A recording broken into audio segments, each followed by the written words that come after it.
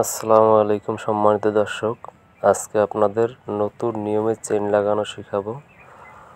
তো আগে আমরা যেভাবে চেইন লাগিয়েছি তাতে দেখতে অসুন্দর হয়েছে, তাছাড়া সময় নষ্ট হয়েছে।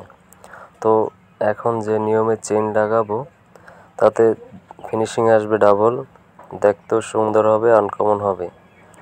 তো প্রথমে দুইটা কাপড়ের পার্ট নেবেন ডাবল করে, এই যে সিস্টেমে স্ক্রিনে দেখতেছেন। ডাবল বাঁশ দিয়ে দুইটা কাপড় নেবেন, ছোট টুকরা নিয়ে এইভাবে ফিটের 1 ফিট রেখে সেলাই দিবেন। দুইটা সুন্দর করে সেলাই দিবেন। একটা কথা খেয়াল রাখতে হবে, সেলাইয়ের উপরে কাজের ফিনিশিং। তারপর যতটুকু লাগে কাটা, এটা তো কাটাকুটি, এটা তো সিম্পল, তো সবাই পারেন আপনারা।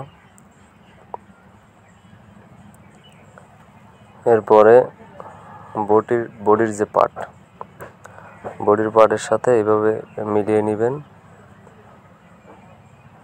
মিলিয়ে নিয়ে দাগ দিয়ে নেবেন। দাগ দেওয়ার পর ওই দাগ পর্যন্ত কেটে ফেলতে হবে।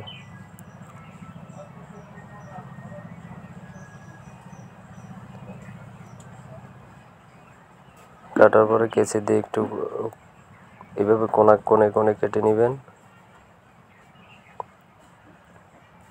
কোণে কাটার পরে এভাবে ভাঁজ দিয়ে নেবেন। কোণে কাটতে হবে এতটুকু, ওই যে 2 ফিট যে সেলাই দিছি চেইনটা, অতটুকু চওড়া। তাতে 5 সুতার মতো বা 4 সুতার মতো এরকম চওড়া হইতে পারে। তো মনোযোগ সহকারে দেখুন যে কিভাবে কাজটি করতেছি।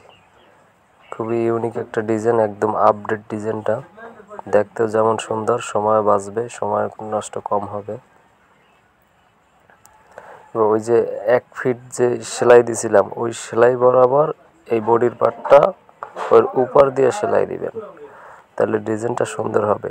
আপনারা যদি অন্য কাপড় না নিয়ে বডির কাপড় দিয়ে দেন তাও দিতে পারেন, এভাবে দিলে একটু সুন্দর বেশি হয়। এই কারণে আমি এইভাবে দিয়ে দিলাম।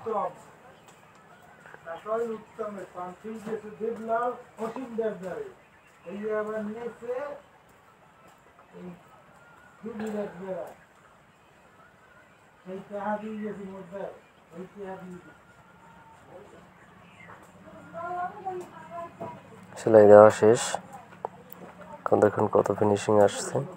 এরপরে গলা আগে কেটে নিয়েছি আমি, কারণ গলা তো সবাই কাটতে পারি মোটামুটি, যার কাজের দক্ষতা মোটামুটি আছে। তো এরপরে গলার সাইডটা ভেঙে নেবেন,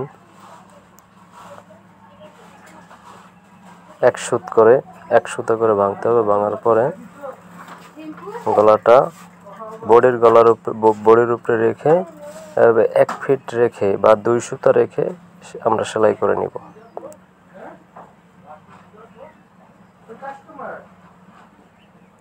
তারপরে সেলাইয়ের মাথায় এসে মাছ বরাবর কেটে এইখানে একটু ব্যাগ স্টিক দিয়ে নেব।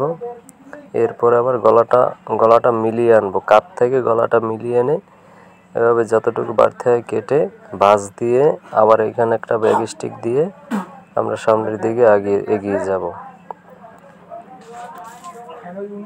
গলার প্রথম ধাপের সেলাই শেষ। এখন আমরা কেচির মাথা দিয়ে একটু কেটে দেব, যাতে রাউন্ড শেপটা সুন্দর হয়। না কাটলে গলাটা ক্লিয়ার আসবে না, রাউন্ড শেপটা ক্লিয়ার আসবে না।